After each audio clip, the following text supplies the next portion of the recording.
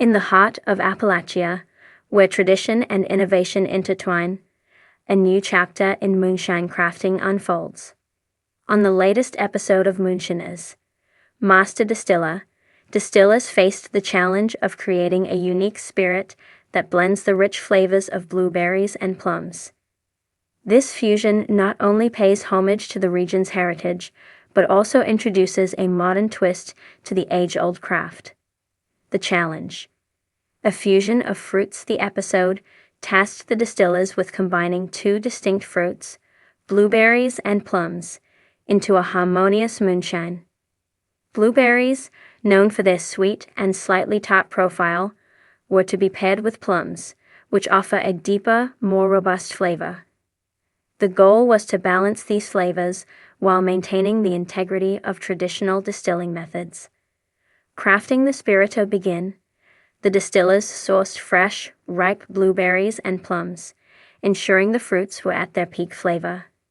The fruits were then mashed to extract their juices, which served as the base for the moonshine. A blend of sugars was added to aid fermentation, followed by the introduction of yeast to convert the sugars into alcohol. The mash was left to ferment for several days, allowing the flavors to meld and develop. Since fermentation was complete, the distillers carefully distilled the mash, separating the alcohol from the remaining solids.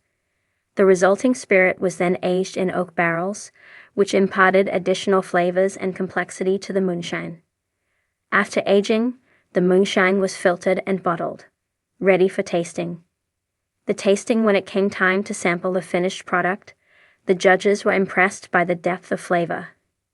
The moonshine exhibited a perfect balance between the sweetness of the blueberries and the boldness of the plums. Hints of oak from the aging process added a layer of sophistication, making it a standout creation. A nod to tradition, while the fusion of blueberries and plums was a modern twist, the distillers remained true to traditional methods. The use of natural ingredients, careful fermentation, and aging processes honored the centuries-old practices that have defined Appalachian moonshine. This episode highlighted the importance of preserving these traditions while embracing innovation. Conclusio: the creation of the blueberry and plum moonshine on Moonshiners. Master Distiller serves as a testament to the artistry and ingenuity of the distillers. By blending tradition with innovation, they crafted a spirit that not only honors the past, but also paves the way for the future of moonshine. This episode is a must-watch for enthusiasts eager to see how age-old techniques can be adapted to create new and exciting flavors. In the mist-covered hills of Tennessee, the air hums with a certain kind of anticipation, a buzz that only means one thing. It's competition night on Moonshiners, Master Distiller. And this time, things are about to get fruity. The challenge? Create a bold, flavorful, and downright delicious blueberry and plum moonshine. Sounds sweet and simple. Not quite. Because in this world, one misstep, too much sweetness, too little bite, not enough clarity, and your shine ends up down the drain faster than you can say white lightning. 3 distillers walk into the barnyard-style distillery set, eyes sharp and still wet with ambition. Among them, Wade the Alchemist Braddock, a second-generation distiller with a wild-card reputation. Known for his offbeat infusions and botanical moonshine experiments, Wade brought something with him today that couldn't be bought or bottled: a vision. The showdown begins as the cameras rolled and host Mark Rogers laid down the rules. The stakes were clear.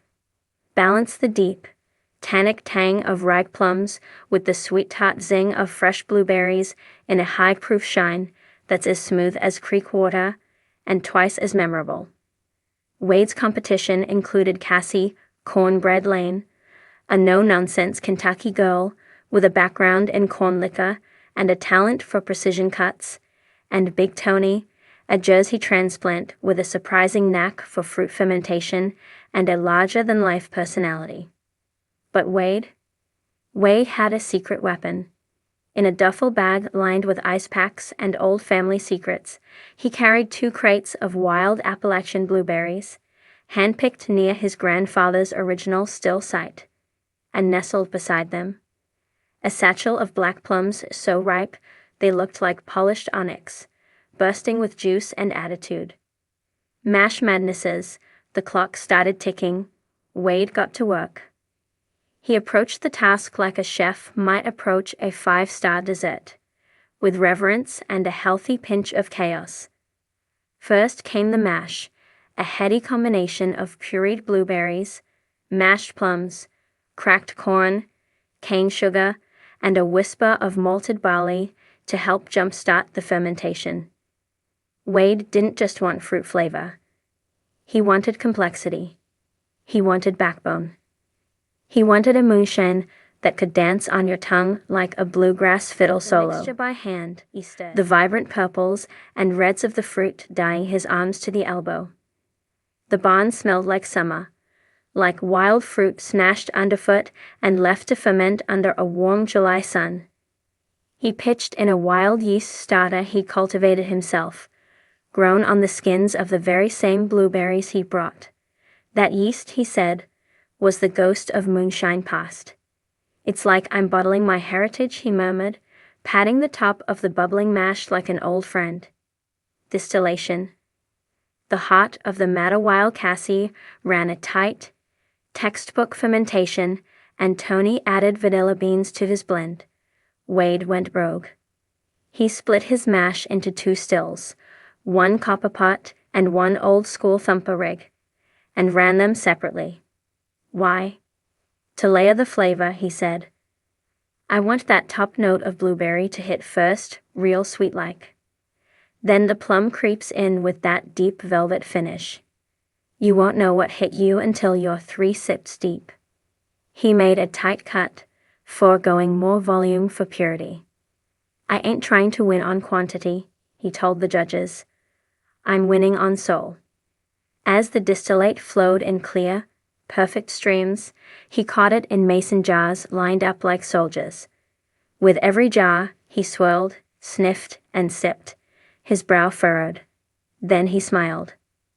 This one, he said, holding a jar up to the light. This one's the money. The final touch. Aged but not forgotten, most Moonshiners wouldn't dream of aging a fresh fruit shine for a competition. There's barely time. But Wade? He came prepared. He pulled out a charred mini oak barrel, pre-seasoned with a splash of Madeira wine, and toasted just enough to kiss the spirit with warmth. He poured his final cut inside and gave it a quick aging. Only an hour or 2, but with the hot Tennessee air and the spirit's high proof, the result was instant transformation. Out came a shine that gleamed amber in the light, with purple undertones and a nose of stone fruit, vanilla, and just a whisper of smoke. It was as if someone had distilled a late summer evening, when the fireflies are dancing and the plum tree groans under the weight of fruit. Judgment Day, the judges, Mark, Tim Smith, and Danielle Parton, lined up the mason jars and took a sniff. First came Cassie's, clean, corn-forward, with a fruity back note. Then Big Tawny's, boozy and rich if a touch too sweet. Then came Wade's. Danielle sniffed it and paused. Is this oaky? Tim raised an eyebrow. Where'd you get that finish from, son? Wade just grinned. Magic, and a little bit of science. They sipped, and the room went quiet. It was smooth, yes, but it was also layered, fruity but not cloying, bold but not harsh. It finished dry, like a good red wine, but had the punch of 100 proof Appalachian power. It's like a velvet punch in the mouth, Tim said, eyes wide. I could drink this straight or mix it with lemonade and ruin a whole afternoon. Danielle laughed. I want to bake with it. The verdict in a unanimous decision, Wade, the alchemist Braddock, took home the win. His blueberry and plum moonshine wasn't just tasty, it was art. It proved that moonshine could be elegant, it could be complex, and it could still knock you off your rocker if you weren't careful. I didn't just want to make shine, Wade said as he hoisted the golden jar trophy overhead.